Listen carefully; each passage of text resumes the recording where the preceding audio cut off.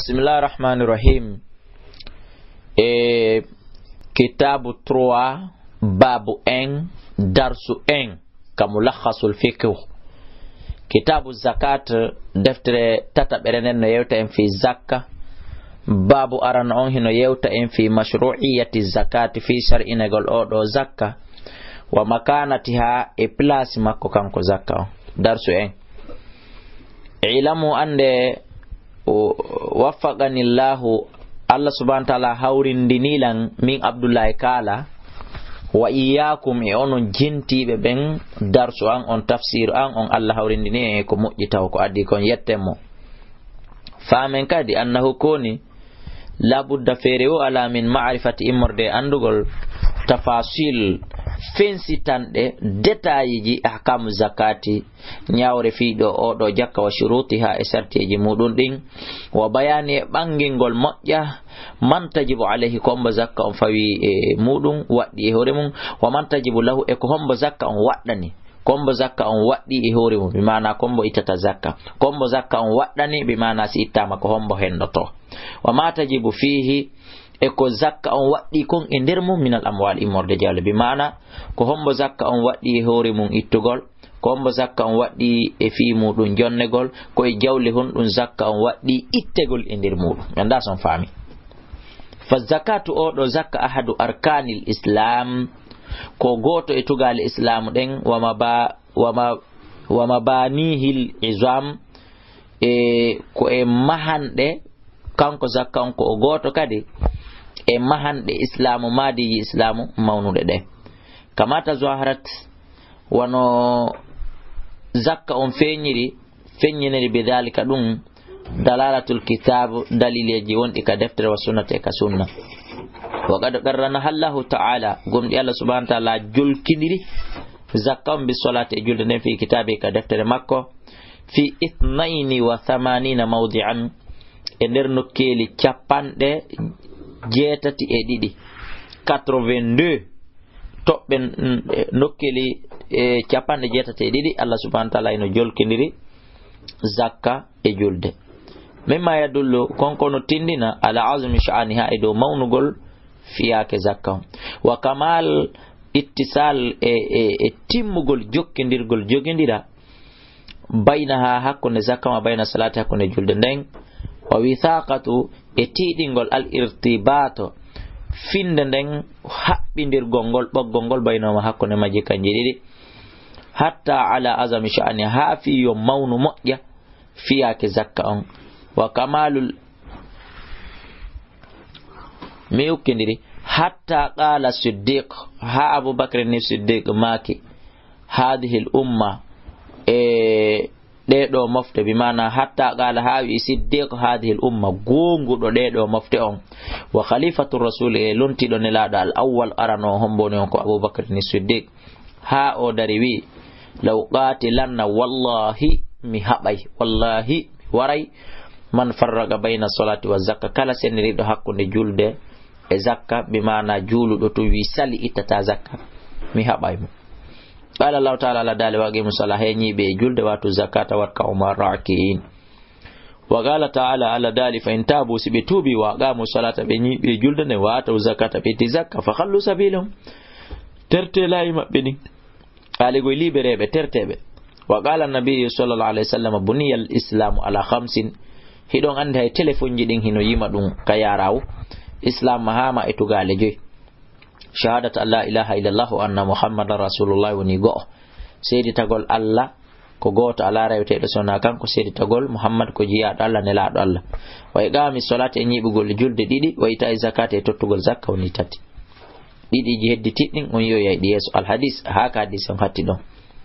kon wadi ko do hatta ko bay ko zakka on ko concerne ko on en dabbutude واجمع المسلمون جلو به هنا فتني على فرضية عيدو فرلغول زكاة وأنها يوند زكاة الركن الثالث كان كدي وني توغال التتبانغال من أركان الإسلام يمر توغال الإسلام دينجوي وعلى كفر جوميرا بجلو به هنا فتني كدي وعلى كفر يدو كافر دينغول من جهاد كلا يدو وجوبا واتغول زكاة كفنان وقتال إحبغول كدي جلو به هنا فتني كدي حبغول من منع إخراجها kala salido ittugol zakka furidat zakkan o farlama fi sanati saniyati ka hitande dimmere lil hijrati wonande fergu annubuwa annabaku wa ba'atha rasulullah sallallahu alaihi wasallam dallon immini as-su'atu ko doni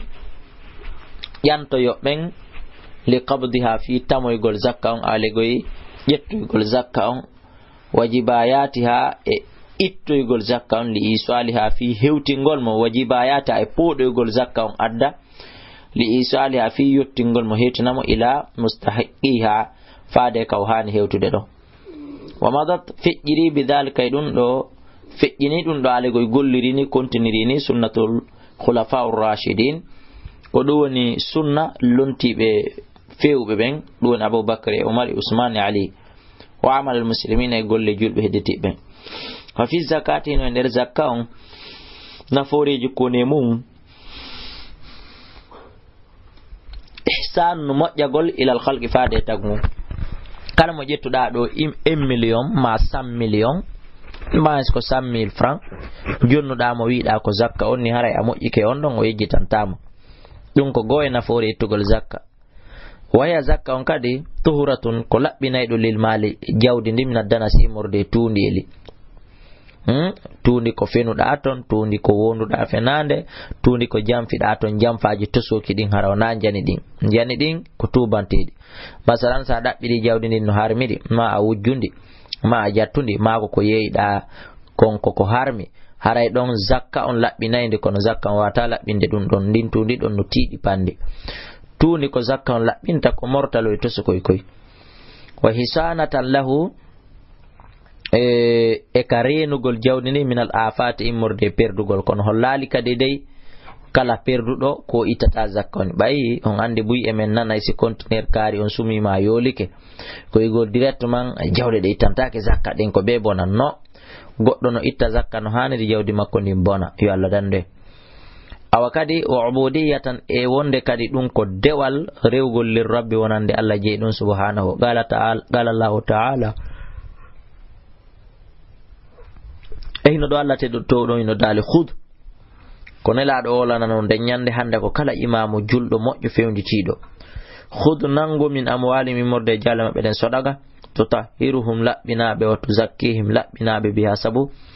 zakka on salli alayhim du'anoɗaɓe ɗum no holli mo jonnima zakka ko ya du'anomo inna solata kandu no du'a ma on sakanun lahum ko deƴere wonande ɓe alegoy ko jantun e hoore maɓɓe wallahu Allah samin alim wa bittali hino e ko arata ɗo kon kadi wonde fahiya kanko zakka on tathhirun ko laɓɓinowo lin nufusi wonande wonkiji ɗin min ashuhi immorde ndere ranka wal bukhli nguddan wa imtihan e ko jarribagol kadi lil ghani wonande patron o haythu yataqarraba ila Allah fi nokkuno wata battorde ka Allah subhanahu wa ta'ala bi khiraji sabu yaltingol shay'un seeɗa min mali immorde jawdi makko al mahbubi ilayhi yiɗandi e jungo makko wa kada o jabaha Allahu gomɗi Allah subhanahu wa ta'ala waɗɗini o ɗo zakka fil amwal e nder jawle allati ɗen tujumalu moɓi e tuhtamalu ko ɗum woni waɗɗeteɗe almawasati e ko ɗum woni ɓorayɗe ɗe bimana mummunteji ɗi al amwalu e nder jawle allati ɗen tahtamilu almawasati tahtamilu moftuɗe almawasati e yanyegol alegoy jawle ɗuɗuɗe ɗe wa yukthiru hino ɗuɗɗine kadi fiha e nder majje annamuwi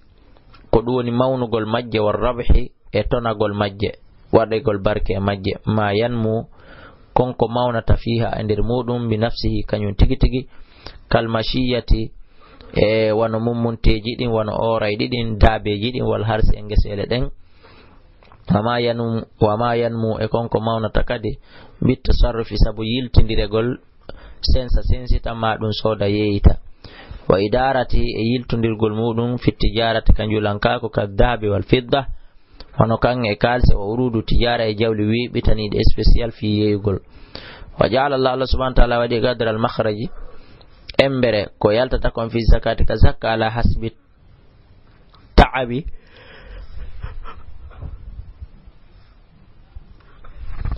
e dow embere ko ɗum woni tampere nden fil mali ka jawdi alladhi ndin takhruju yaltayndi minhu immorde mum fa aujaba kanko Allah subhanahu wa ta'ala on o waddini fir rikaz ka rikaz ko ni rikaz ko soda leydi do hida asude fi remugol ma howgol ma darnugol suudu ma da asude ton none wo kon da asude leydi din non ko anje tawa non jawle hino iri ley ton ko duwete rikaz wa huwa dum ma wajada ko kon ko hebira min amwalil jahiliya imorde jawle jahiliyanko tawnobe mara bankji mara bifeji hara ko asobe ila fendu jahili al khumsu alla farli e hore dum don jowabal mo hocci jawdi kander leydi o jawnindi ko kanko je kono fecca e pecce joyi gotangal ko zakka ko nayi jeden o je wa ma fihi alay mudun kadi attabu tampere min tarfin wahidin imorde e bangal hay e gotal e celum hay e goto wawa dun non ma saka ko konko yarnira e bila muannatin ko alda e fawtagol e tampere don kadi nisful khumus sifa jowabangal yeru jowabangal wama wajada fihi ta'abu konko tampere heburi e mudum min tarfain imorde cende didi rubul khumus dun don ko nayabal jowabal fima yukthiru woni e konko dudata fi e mudum konko dudi e mudum at-ta'abu tampere den watta kalbe e waylita gongol kan but wano ngaluji di wa urudu tijara e jawle webitaade kaduna webitaade fi yeegol samanul khumus jeetatabal e jowabal ko gadi samma Allah samma Allah gomde Allah subhanahu wa ta'ala inniri o do zakka bisakati sabu wiigol mo zakka lianna sabu no zakka on to zakki nafsa o labbina wonki kiwo wal mal e jawdi ndiwo fahiya zakka on o do laysat onali ghuramatan wala daribatan lianna sabu no zakka on to zakki o labbina nafsa wonki king wal mal e jawdi fahiya aray don laysat fahiya no zakka on laysat o lataki gharamatan ko o nyamande wala darbiyatan wona o wadada bi maana wakko wiete ko luti tan gusu kono duitata almala jawle den jawde ndin wata durru tawata lorray sahibu jommayde bals kon hiya dum alal aks ko hore aks woni tazidul mal dum no beeda jawde ndin no wan e mawnugol min haythu la yashurun no ko kaba min haythu la yashuru nas no ko kayimbe ben anda no ko kayimbe ben so ahmija qala sallallahu alaihi wasallam la dallam maki mana gasa duitata malun jawdi min sadaqati imode sadaqa bi mana sadaqa duitata jawdi legoy wa zakatu zakka onnon fi shar'i kasariya dum haqqun wajibun ko haqqe waddi do fi malin khasin ender jawdi hertindi li ta'ifatin fi faddego makhsusatin hertinande fi waqtin makhsusin ender waqtu kadi hertinado huwa dum tamamul hul ko duwoni timmode alhali on fil mashiyati ender o raydi din yaha wannu kudi e jawle ko duwoni ngaluji marade de wa urudu tijara ko duwoni e marsandisi ji webitaade fi yeegol wa inda istiddadil nokko kadi tiidugol al-hubbi gigongol wa badwi salah funsugol malorende fi simar kadimde wa husul hebugol ma tajibu konko waddi fi mudum min al-asal immorde ko duwoni wa husul hebutugol kadi ma tajibu konko waddi fi mudum min al-asal immorde sattende wa istikhraji yaltingol ma tajibu konko waddi fi ender mudum min al-ma'adin ka o girdi kadi wa ghurubu shamsi kamutugol nangen laylatal eid nyalande idi o jemma idi o fi zakatil fitri onande ka zakka fitra masalan watajibu no waddi zakatu zakka al muslimi do juldo idha tawaffarat stayoni no timmi fihi e jawdi din shurutu khamsun sarti joy ahadu a gotel e sartiji din al hurriya ko wonugol independent hore mo wara ko an ko do woni jogi jawdi din ko an won ko jeyndi dum won premier fala tajibu waɗaki zakkan ala mamlukin e dow jeeyaɗo lianna sabu kanko lama halala o mara geɓal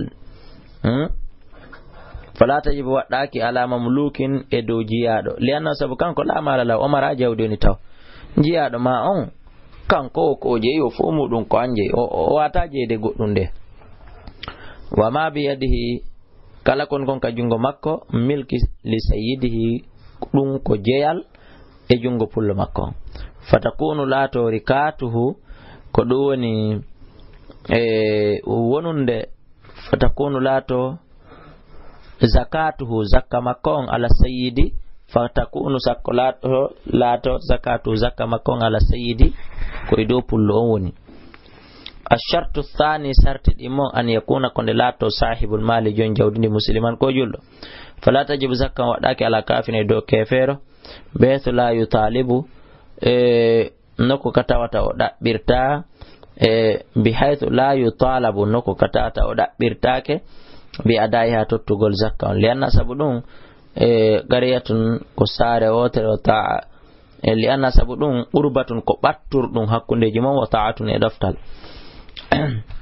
والكافر كافرون ليس أونال من أهل القرية من أهل القربة كوجيا دو يمبه باتين تيبه والطاعة لفت تيبه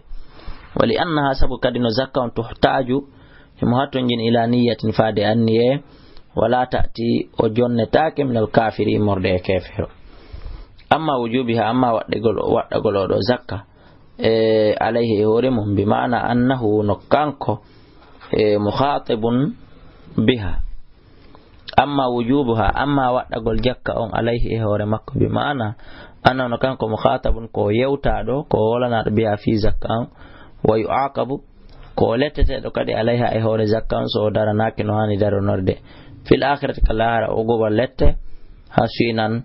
كدون خاصا هرتيد أقوبا لت خاصا هرتيد فمحل خلاف بين أهل العلم بلاس yeddondire lutondire hakkunde yimɓe jangoɓe ɓen wa fi hadisi Mu'adh ari hadisi Mu'adh bin Jabal radiyallahu anhu kanelaɗo ma kanema ɓaɓe nelimo Yaman faduhum noddoyɓe ila shahadati llahi faade seeditagol Allah le seeditagol Allah wa anna Muhammadan rasulullah thumma dhakara salata refti o janti fi judde nden summa gala refti o maki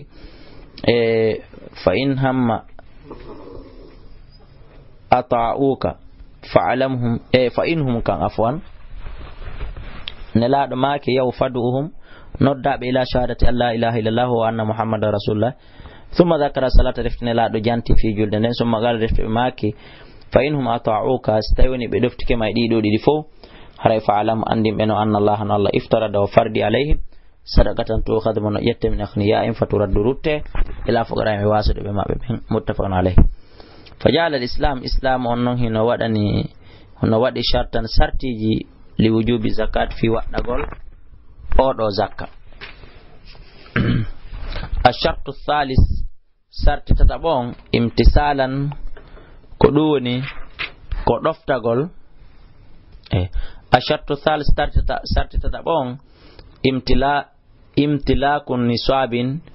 ko timmugol gebal duwangal ittede zakka ngal fala tajibu zakka waɗaki fima duna nisabi kon ko timma nisab wawa koni nisabu qadrun ko eɓɓore ma'lumun andande min almali immorde e jawdi ti yaro ya joni tafsilu fensitande munde sawan no fota ter kana latike malikun nisaba jeyɗo on oɗo nisabu kabiran foti ko o mawɗo asakhiran ma ɗum ko to so ko aqilan ko marɗo hakkil aw majununa ma ko fetuɗo haray fo e mum zakka on no waɗɗi ittegol e zakka on si tawi zakka on ittegol e jawdi ndin si tawi woni jogiiɗo jawdi ndin on masalan ko bobo mo helli faaka ma ko fetuɗo mo mara hakkille haray ko waliya e makko ɓen kalkitta jawdi ndin itta ko duwa ittede ton kon kono innetake fi ɓay o ko bobo hundi jawdi haray zakka duwa ka ittede mayri li umumil adilla sabu huɓutugol dalil o ashartu rabi sartinaya ɓon istiqrarul milkiya ko qirritagol tabita jeyal ngal harano fellita ko anji amara ñamale kadi yolayɗe jawdi maɗa ni mi mana ñamitayɗe jawdi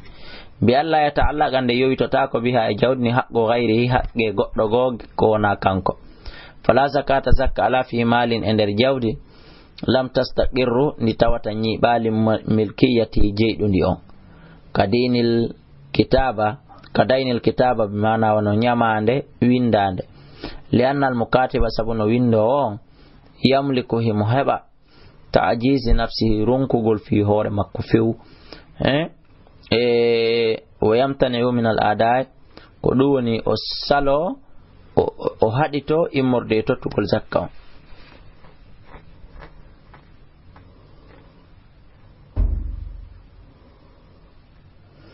lianna al mukatabu sabuno windowo on yamliku himo heɓa alegol no hewtitomo ta'jizi nafsahu runkugol hoore makko o yamtani o haɗito alegol o ronka min al ada immorde tottugol nyamande ashartul khamis sartu jawabo on madal hawlu ko feƴƴugol hitande alal mal e hoore jawdi ndin li hadisi Aisha radiyallahu anha la zakata zakka ala fi malin e nder jawdi goɗɗo hatta yahula ala il hawla ha hitande timma e hoore may rawahu ibnu maja wa rawa tirmidhi ma'nahu wa da ɗum ɗo fi ghayri al kharij ko e nder tana ko yaltinte ko min al ardi morde ka leydi kal hububi wano gabbe ɗen wa thimari e dimɗe ɗen fa amma al khuruj amma ko yaltata ko min al ardi ka leydi fatajibu no waɗɗi fi e nder ɗum noon kadi zakatu zakka inda wujudihi nokku ka woode golɓe fala ya'tabiru fihi o felatamo few fala yu'tabaru kan afwan tasketake fihi e jawdi ndin al hawlu ko ɗum woni hitande nde wa innama yabqa andu ko heddi kon tamama al hawl ko hedditi kon e ko timminta hitande mustaritan ko sart ina ɗum fin nuqudi wal mashiya ko ɗum woni ko sartina ɗum kañum zakka on e jawle aseteɗen ka leydi e mummunteji orneteɗin wa urudu tijara e marchandise ji weɓita ɗin fi yeyugor rafqan bil maliki ka yurmegol newoynana jeyɗo jawle ɗen liyata kamala fiyo timmu annima a mawnugol jawdi ndin fihi e nder mum wanitajul bahaim ko ɗum woni tono ko mummunteji ɗi natata allati ɗum tajibu waɗɗi ɗum fiya e nder majji azzakat ko zakka o warubahu tijara e tonagol ko ɗum woni ka ngeygu awalego ka commerce heɓugol tono ɗuɗuɗo e mum hawlahuma takku muɗum hawla aslihima ɗon haray ko bangal ko ɗum woni lasili maɓɓe on kamɓe ɗiɗo fala yastaritu o sarɗinali an ya'ti alayha nde adate e hoore sonnajo on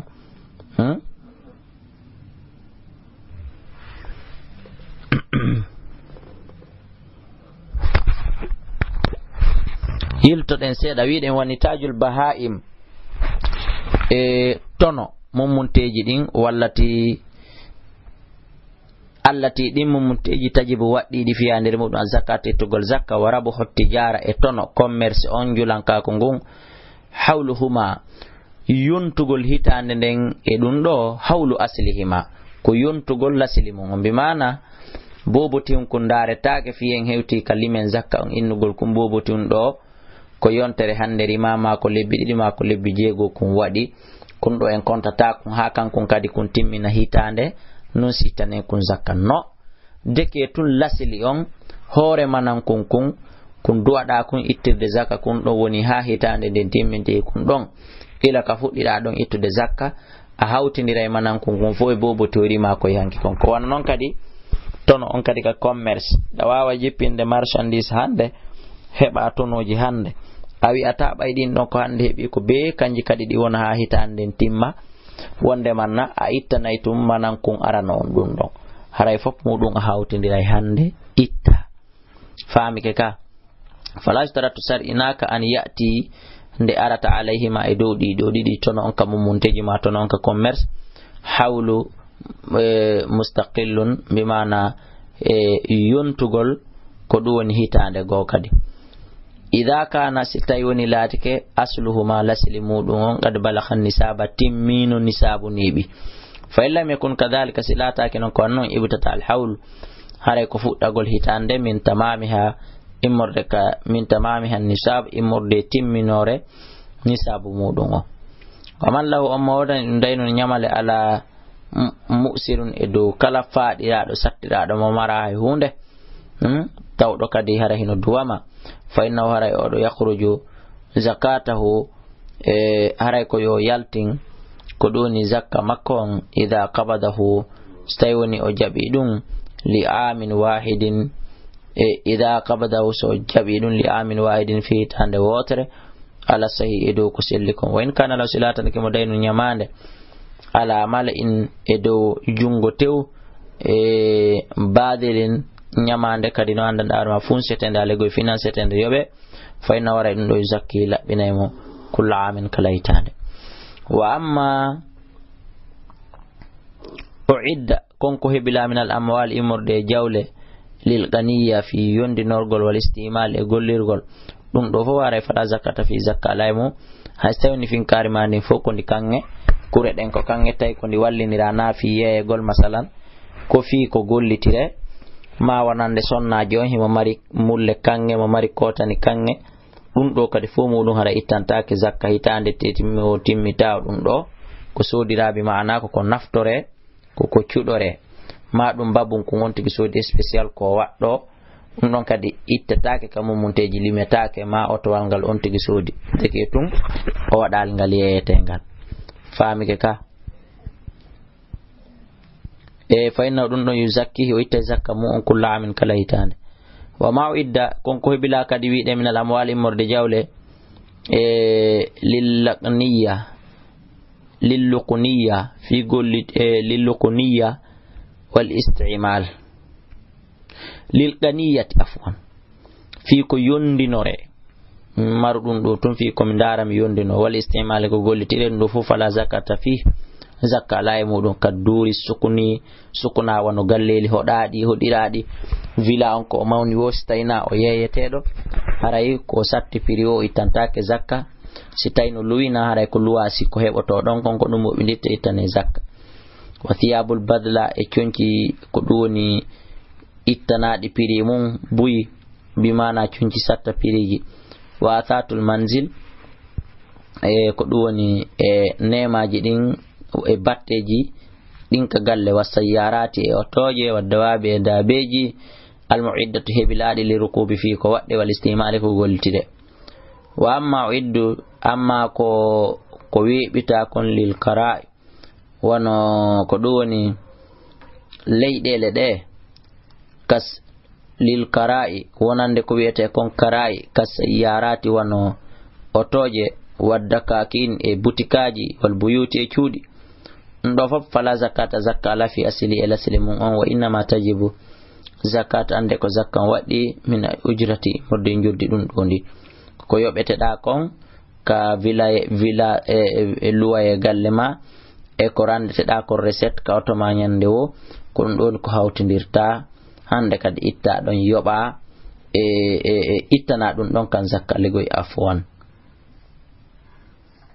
ida balagatin nisaba si tawi woni ɗum timmi nisab bi nafsiha kañum tigi aw bi dammiha ma wattudugol ɗum ila gayri a faade e jawdi mum hedditindin wa haala alayha al hawl hitande nden timma e hoore mum wa man wajabat kalawma waɗɗi alay hoore mum a zakata zakka on thumma mata refti o maayi noon qabla ikhrajiha ko addi o ittude zakka on o yaltina aw wajaba aray waɗɗi ko ikhraji a yaltingol mo man tarakatuhu ommo o acci ɗum mana ommo maayi acci aray waɗɗi ke mo ƴettugol e zawdi mayɗo on o totta zakka on fala tasbutul zakka on fukkorta legoy zakka on laaworta bil mawti sabu wiigol o yamaayi ligawli sallallahu alaihi wasallam fadainullahi ko nyamande Allah ne haqqu buri hanude bil wafa'i hunnugol rawa al bukhari wa muslim wa ghairi ma ko nabe kambe dido fa yakhrujuhuma o yaltinai ko ɗum woni ɗiɗi alwarisirone teɗi ɗiɗi aw ghairi ma ko enamo min tarkatil maytati immorde accanɗe ko mayɗo on waali maayi accu kon lianna sabu ɗum ɗo fof haqqun wajibun ko haqqe waɗɗiɗo ko gorko on jeyi fala tasqutu haqqe on yanirta bil mawti sabu wigol tun o neɓoyi ma ɗum fala tasqutu zakka on futorta bil mawti sabu mayde makko kanko jeeɗo jawdi ndi on wahiya paske ɗum daynun ko ñamande fi dhimmatillah wonde ahadi ahodande Allah yajibu hino waɗɗi ibra'uhu hunnugol ɗiggingol nden ɗon fodore min ha immorde muɗum